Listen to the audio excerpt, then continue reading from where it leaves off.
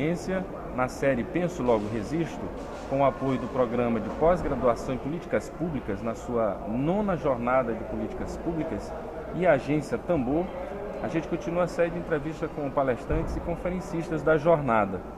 Ao meu lado, o professor Francisco Domingues Durran, ele que é professor da Midlands Universidade de Londres, no Reino Unido.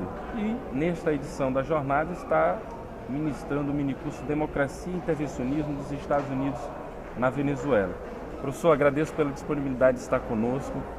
Primeiramente, o que é a democracia, o seu conceito hoje nesse nosso mundo contemporâneo? Sim, eu agradeço a possibilidade de estar aqui, da entrevista também.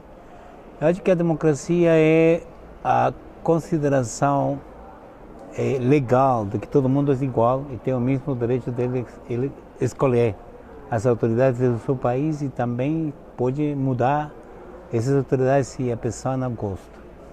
Mas a dificuldade que a democracia deveria ser a participação do povo nos assuntos do Estado, nos assuntos da vida, nos assuntos da economia, o tempo todo. E a democracia formal, especialmente o que a gente chama de democracia burguesa, só convida os cidadãos a participar democraticamente, uma vez cada 4 anos, uma vez cada 6 anos, uma vez cada 5 anos, dependendo dos sistemas políticos. Nesse caso, o cidadão realmente verdadeiramente não é um participante ativo. E nesse sentido, eu acho que a existência da democracia burguesa é um progresso enorme comparado com o sistema feudal, mas bastante limitado e tem o potencial de que a gente possa se apoderar do sistema para mudar as coisas e construir um mundo melhor. Esse conceito de democracia, sobretudo, é baseado no Ocidente, no modelo americano.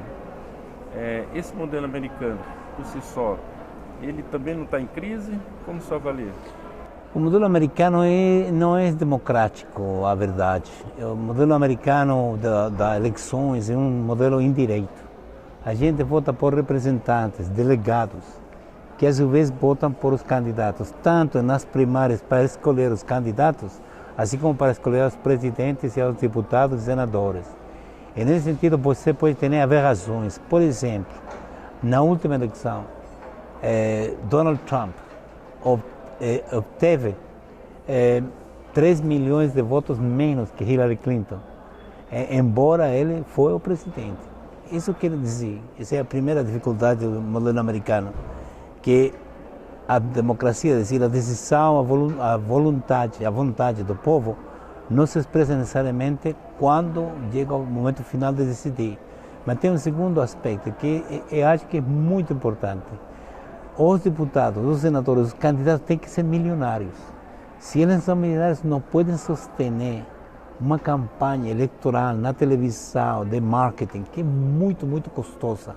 Então, uma elite muito pequena, é aquela que participa e o povo inteiro, eu diria facilmente mais de 95% queda excluído a possibilidade de ser escolhido. Então, o sistema reproduz os vícios de uma oligarquia financeira e industrial que domina não só os Estados Unidos, também o mundo. E nesse sentido, não tem muito pouco de democrático.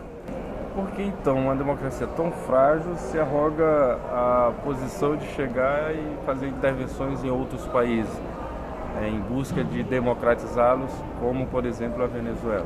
Eu acho que é falso que eles tentam democratizar. Eles usam como excusa o argumento da democratização solamente para justificar sua intervenção. No caso da Venezuela, o mais importante para os Estados Unidos, desde 1998 até agora, é que Venezuela tem as reservas de petróleo mais grandes do mundo, ainda maiores que as que existem na Arábia Saudita. E também, além disso, Venezuela agora tem ouro. Provavelmente Venezuela tem os depósitos de ouro mais grandes do mundo. No contexto geopolítico atual, a importância do petróleo é o seguinte: o petróleo que é levado da Arábia Saudita ou do Meio Oriente aos Estados Unidos toma 40, 45 dias. O petróleo de Venezuela toma 4.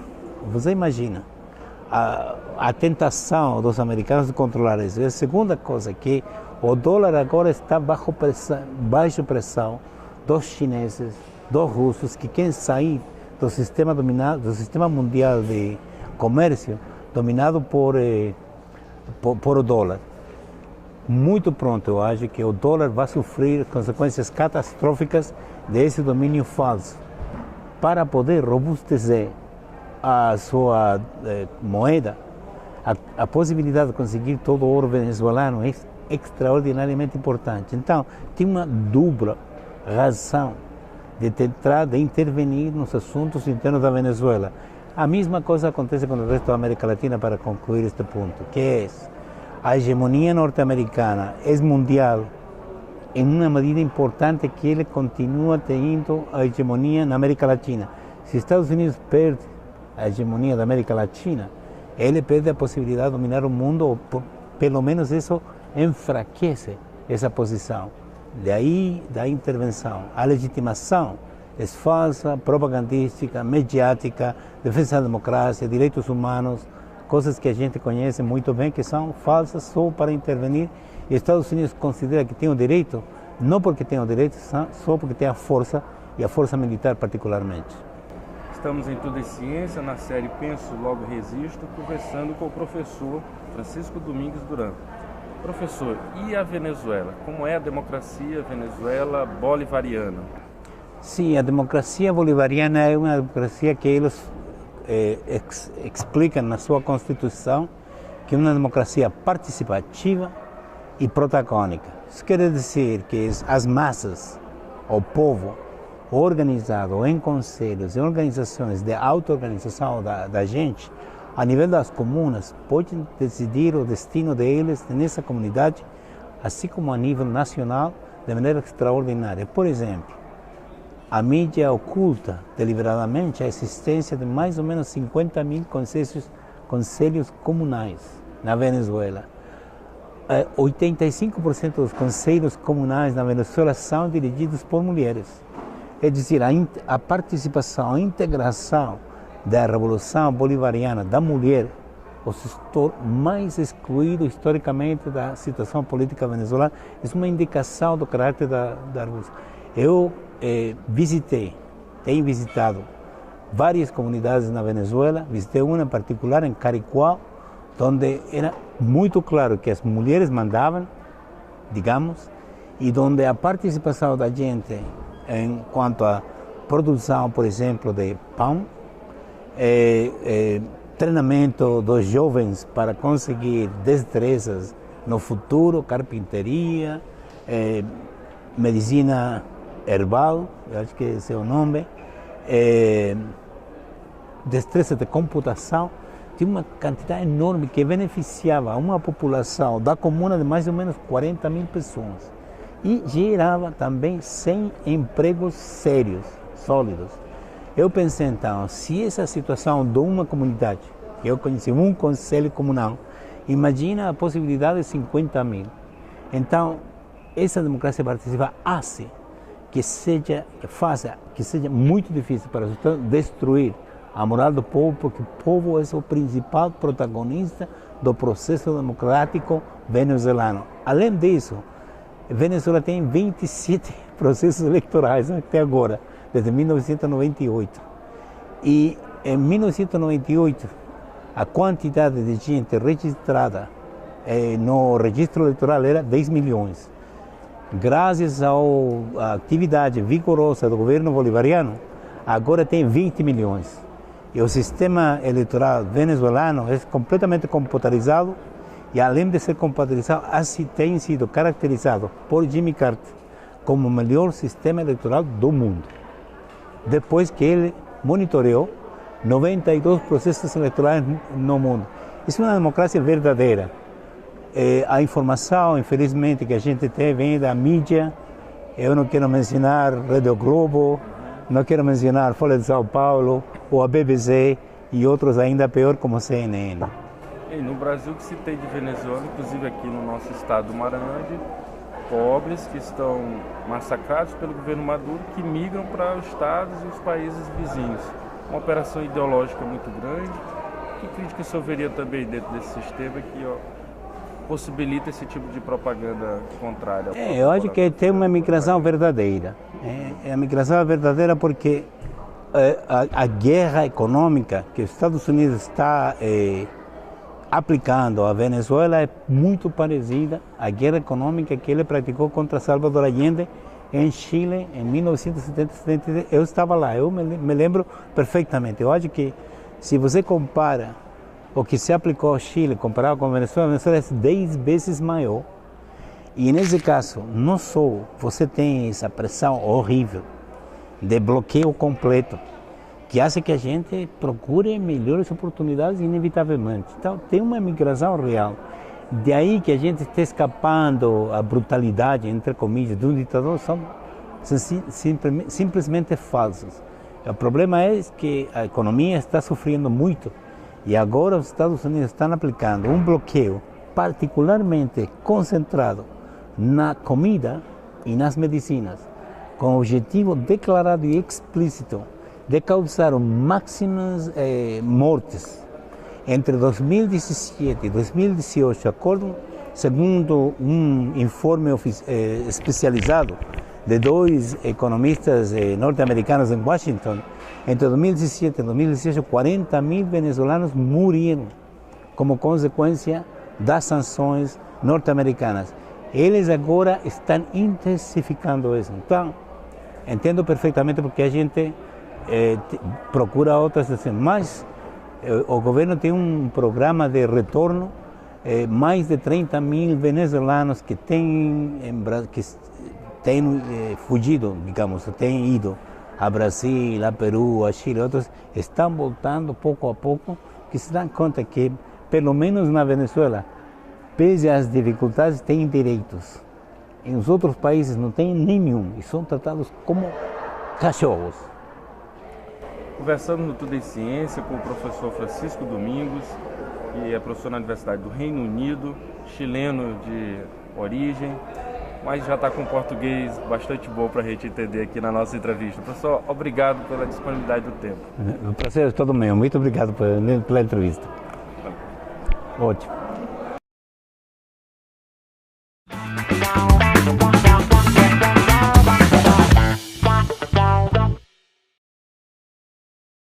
Eu sou Graciane Pereira Santos, sou assistente social, mestre em políticas públicas pelo programa de pós-graduação da Universidade Federal do Maranhão. Formei aqui também pela Universidade Federal e hoje eu sou docente.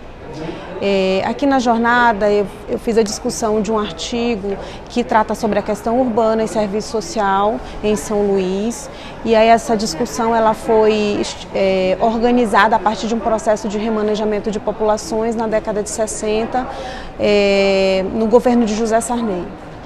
É possível concluir que esse remanejamento de populações para o Anjo da Guarda, né, que foi o primeiro remanejamento que ocorreu e que deu origem ao bairro, que a perspectiva não é uma perspectiva de garantir os direitos ou acesso a uma cidade digna, né? Naquilo que se refere inclusive aos equipamentos sociais, ao acesso à moradia com qualidade.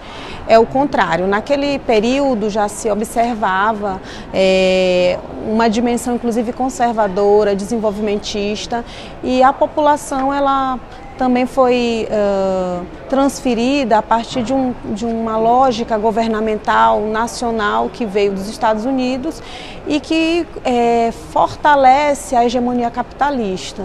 Nesse sentido, os moradores, as famílias, né, que viviam na Palafita Goiabal, elas foram transferidas sim, elas tiveram casa, né, lá no bairro Anjo da Guarda, mas as condições foram dadas aos poucos e nem foram suficientes.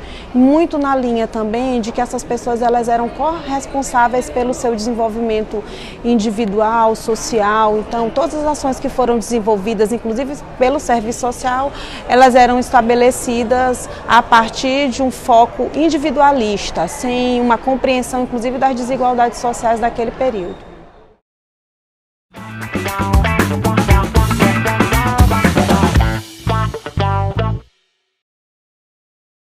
Em Tudo em Ciência, na série Penso, Logo Resisto, com o apoio do Programa de Políticas Públicas da UFBA, na sua 9ª Jornada Internacional de Políticas Públicas, e a Agência Tambor, Continuamos a entrevista com os lançamentos dos livros acontecidos durante a jornada. Federalismo e Financiamento da Educação Básica no Brasil é o livro de Cacilda Rodrigues Cavalcante, pela editora APRI. É com ela que conversamos agora. Obrigado pela disponibilidade, professora. Eu que agradeço. Então, em que consiste o livro Federalismo e Financiamento da Educação no Brasil? O livro ele traz um debate sobre o nosso modelo federativo, né, no campo da educação. Então, o livro trata da discussão das tensões federativas entre governo federal, governo estadual e governos municipais. Essas tensões que vão se estabelecendo na divisão dos recursos e na divisão das responsabilidades para cada um. E o livro aborda principalmente, o foco do debate é a assistência do governo federal aos estados e municípios. A Constituição de 88 determina que é papel da União fazer essa assistência para diminuir as desigualdades. Então esse é o mote do livro, né? E eu estou discutindo como é que essa assistência tem se dado e eu avalio o modelo de assistência implementado durante o governo do PT, né? Nos dois governos Lula e no governo da Dilma. E que conclusões a senhora chega a partir da pesquisa? Então, na pesquisa eu faço uma análise desse modelo de política testando alguns condicionantes dessa política, né? A questão da posição dos municípios no quadro da desigualdade, a competência técnica e administrativa dos municípios, o modelo da política e os indicadores educacionais, né? E aí eu mostro no livro, um dos bons resultados é que o modelo implementado, né, durante o governo Lula, que foi um modelo baseado no IDEB, no indicador, e foi um modelo também baseado em intervir mais ou induzir mais as políticas, né, e um modelo também de políticas mais detalhadas, definidas, né? Diferente da disputa, até o governo Fernando Henrique a gente tinha um modelo onde os entes disputavam recursos. No governo federal do Lula isso mudou um pouco porque ele começa a definir modelos de políticas para cada grupo de município, dependendo do tipo de situação identificada pelos indicadores. E aí eu mostro que esse modelo de política, ele foi bom para os municípios mais pobres, mas ao mesmo tempo ele limita a autonomia dos municípios que têm mais condições de comandar a sua política, de desenvolver a sua própria política. Mostro também que o modelo melhorou a situação realmente dos municípios do Nordeste, mas melhorou muito mais a situação do Estado. E aí eu vou testando por que uma política focada muito no Norte e no Nordeste de assistência e nos municípios beneficiou muito mais os governos estaduais do que os governos municipais. E uma coisa que na pesquisa mostra a partir dos testes das variáveis é que a competência em gestar o recurso, a situação de adimplência dos governos estaduais facilitou que os governos estaduais permanecessem com maior volume de recursos. Embora os municípios tenham melhorado, os municípios do Norte, do Nordeste, os municípios também mais pobres, melhorado bastante sua condição na captação de recursos, os municípios não foi suficiente para alterar o quadro de desigualdade. Os municípios do Sul, Centro-Oeste, que é o campeão de assistência, continuaram tendo melhores condições nos recursos, porque o gráfico mostra que no Nordeste o recurso tem uma subida e uma descida o tempo todo, né? No ano que o governo libera, a situação melhora, mas logo depois os municípios não conseguem prestar conta, não conseguem executar as obras, aí cai, né? Então todo o tempo essa situação. Estamos no Tudo em Ciência, conversando com a professora Cacilda Cavalcante. Professora, onde é possível adquirir o livro? O livro está à venda no site da editora Apris, também está nas principais livrarias, na Cultura, na Leitura, no Amazon,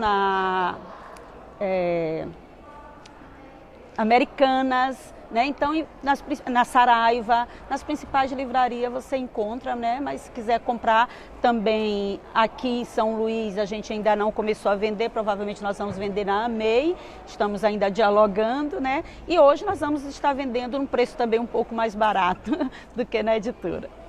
Professora, obrigado pela sua disponibilidade, pela entrevista para o Tudo em Ciência. Obrigada, eu que agradeço.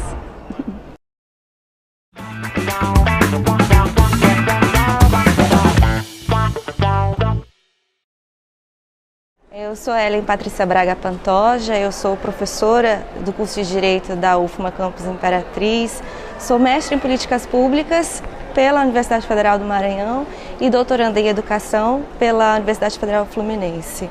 Esse artigo eu desenvolvo junto com uma ex-aluna minha do curso de Direito lá de Imperatriz e que hoje é pós-graduanda, mestranda no programa de comunicação social lá em Imperatriz, onde nós tratamos da mediatização do Poder Judiciário e da relativização de direitos, fazendo uma análise do sistema de justiça criminal nesses tempos de recrudescimento do autoritarismo. Nós tomamos como um campo empírico a Operação Lava Jato, todo o impulso midiático que ela sofreu e da grande dependência da Justiça Federal, do Ministério Público Federal, da própria Polícia Federal, né, principalmente do Judiciário, em termos de dar decisões que atendessem aos interesses, né, de determinados setores sociais capitaneados por essa grande mídia.